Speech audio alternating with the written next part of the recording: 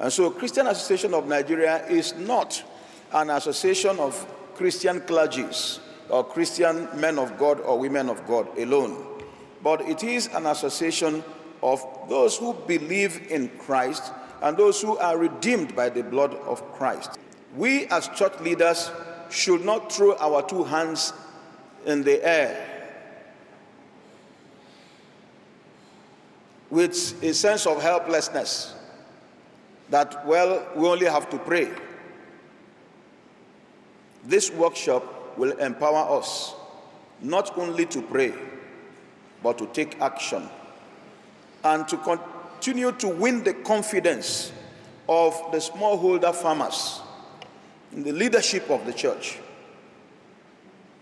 If we are thinking of how to even increase the numerical strength of our churches, this is one of the ways. Because they believe that you not only wait for their offerings and their donations, that you are interested in how they will prosper their work and then bring in the proceeds to help the church.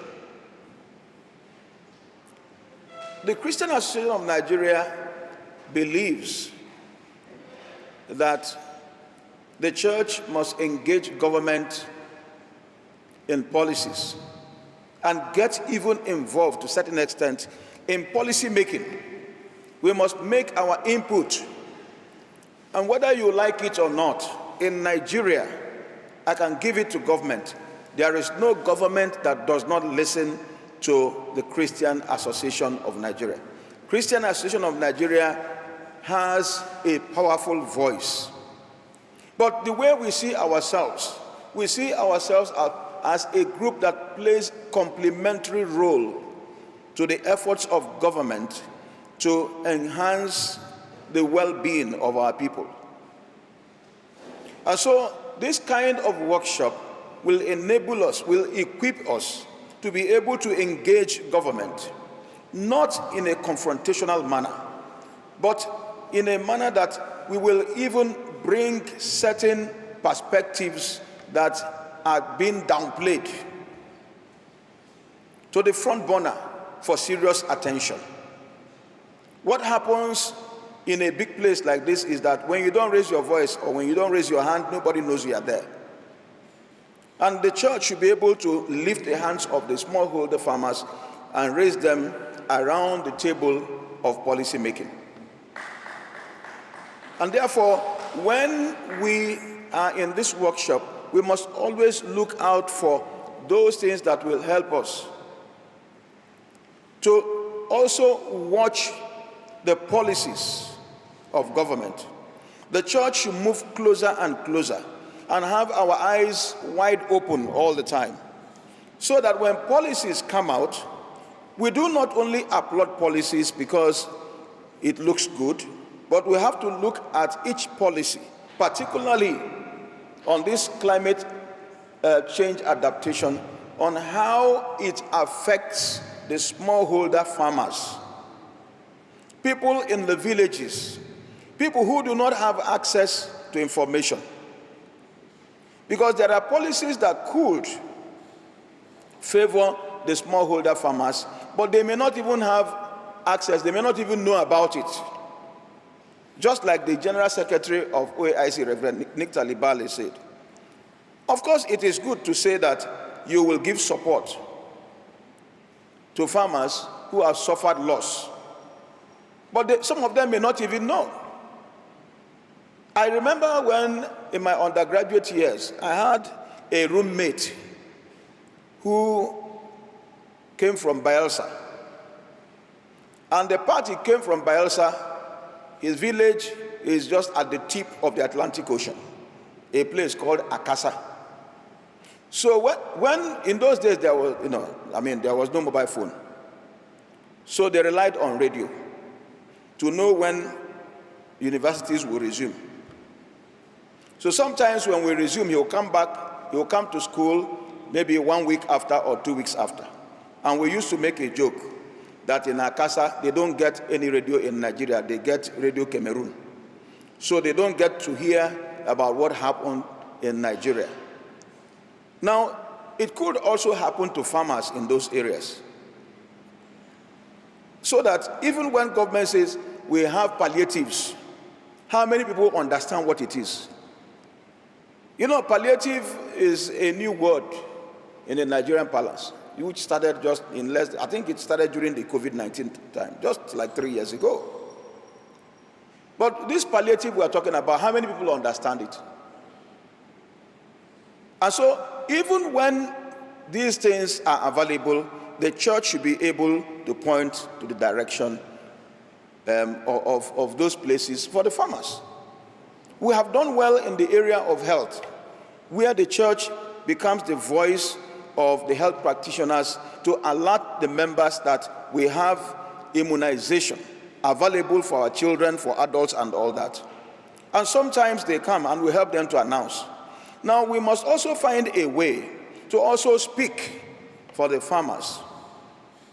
We must find a way to now interrogate every policy that government brings out for for farmers and for farming, to know whether it's, even though it favors mechanized farming, does it favor the smallholder farmers who still use cutlass and hoe to till the land, and people who may not be able to practice rotational cultivation, that you have to give the land some kind of breath, relief for some years, when they do not have any other land. How do they access fertilizer, for example? And the fertilizer you give, is it good for smallholding farmers? Is it good for small-scale farmers? These are the things that we have to look at. Now, to close, I just want to plead with us, as the president of CAN, that it is not everything that people apply self-interest. For those of us who are here in this workshop, let us leave our minds open.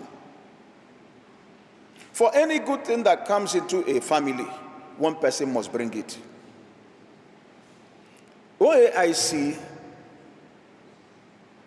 brought this initiative, and they have invited CAN to come and see what we are doing and partner with CAN. But this is the first step. We have our legal person here, who I'm sure this particular workshop will try as much as possible to make use of the abundance of experience that she has in looking at the way forward. Maybe she could be invited to be part of the listeners group, so that she will help us, because we are doing a lot of things with her on how can be relevant in many ways. And so, Christian Association of Nigeria must see this particular project as our own. Let us see it as a collective effort to make sure that by the time we are looking at the way forward, no one will be left behind. OAIC did not invite us to just be guests or spectators. We have been invited to be active participants in this workshop, and as people who will also look into the future together with one eye and one passion, a single passion of improving the work of the small-scale farmers and putting food on our tables. I can tell you that the small-scale farmers can feed Nigeria. Small-scale farmers can feed Africa. And we don't need much. We have the population, we have the land. If not for the insecurity issues that we have, I'm sure that by now, many people will say that food is one of the cheapest things we can get in Nigeria. But then, that is again another angle at which we can engage government, because we know that in the whole of the north and the middle belt, most of the farmers no longer go to their farms. And so when we are talking about climate change adaptation, we should also be looking at that area. And when we are talking about lack of rain, we should also be thinking about the menace of flood. Because it has started already, even in the north. We saw the pictures about on Kaduna and then some parts of the Middle Belt area. In the Niger Delta, for example, farmers have started harvesting their cassavas, right way back in the month of June, last month, when they were supposed to start their harvest in September. So they harvest, what they harvest just very little because of flood. The flood has started. And we are told that this will now become a yearly experience. So how do we address all this? And I hope that in this particular workshop, we should all have a holistic view of all this and be able to come up with something so that not only ourselves, but our children will have the hope and the confidence to live for tomorrow. God bless you in Jesus' name.